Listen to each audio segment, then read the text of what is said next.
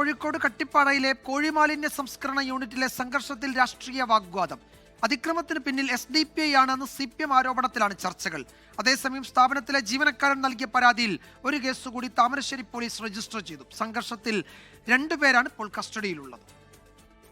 കട്ടിപ്പാറയിലെ പ്രതിഷേധത്തിനിടെ SDPI പ്രവർത്തകർ നുഴഞ്ഞുകയറി കലാപം സൃഷ്ടിച്ചുവെന്ന ഗുരുതര ആരോപണമാണ് കഴിഞ്ഞ ദിവസം CPIM ഉന്നയിച്ചത്.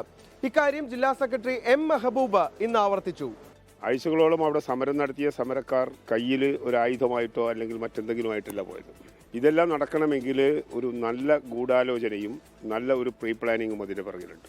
വളരെ വ്യക്തമാണ് SDPIയുടെ ഇത്തരത്തിലുള്ള പ്രവർത്തനത്തിന് നേതൃത്വം കൊടുക്കുന്ന ഒരു കൂട്ടം ക്രിമിനൽ സ്വഭാവമുള്ള ആളുകളാണ് ഈ പ്രവൃത്തി നടത്തിയിട്ടുള്ളത്. എന്നാൽ CPIMന്റെ ഈ ആരോപണം പൂർണ്ണമായി തള്ളുകയാണ് സമരസമിതി. ഞങ്ങളെ സംബന്ധിച്ചിടത്തോളം ഈ കുഞ്ഞുങ്ങളും ഉമ്മമാരും അമ്മമാരും വൃദ്ധന്മാരും ഒക്കെ ഉള്ള സമരത്തില് ഒരിക്കലും അക്രമത്തിലേക്ക് പോകാനുള്ള സമരമല്ലായിരുന്നത്. ജനാധിപത്യ രീതിയിലുള്ള സമരമാണ് ഞങ്ങൾ ചെയ്തത്.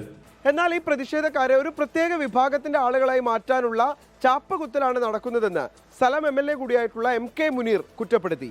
ഈ സംഭവവുമായി ബന്ധപ്പെട്ട് 8 കേസുകളാണ് നിലവിൽ പോലീസ് എടുത്തിട്ടുള്ളത്. 2 പേരെ ഇതുമായി ബന്ധപ്പെട്ട് പോലീസ് ഇന്ന് പിടികൂടുകയും ചെയ്തു. 350-ൽ പരം ആളുകൾക്കെതിരെ കേസെടുത്ത സാഹചര്യം ഉണ്ടായിരുന്നു. അതിൽ 2 പേരെ മാത്രമേ നിലവിലത്തെ സാഹചര്യത്തിൽ പിടികൂടാനായിട്ടുള്ളൂ. നാളെ കൂടുതൽ അറസ്റ്റ് അടക്കം ഉണ്ടാകുമെന്നുള്ള സൂചനയാണ് നിലവിൽ ലഭ്യമാകുന്നത്. ഇതിൽ 74 പേരെ ഇതിനോടകം തന്നെ പോലീസ് കണ്ടെത്തിയിട്ടുണ്ട്. ഒരുപക്ഷെ നാളെ ഇവരുടെ അടക്കം അറസ്റ്റ് ഉണ്ടാകാനും സാധ്യതയുണ്ട്.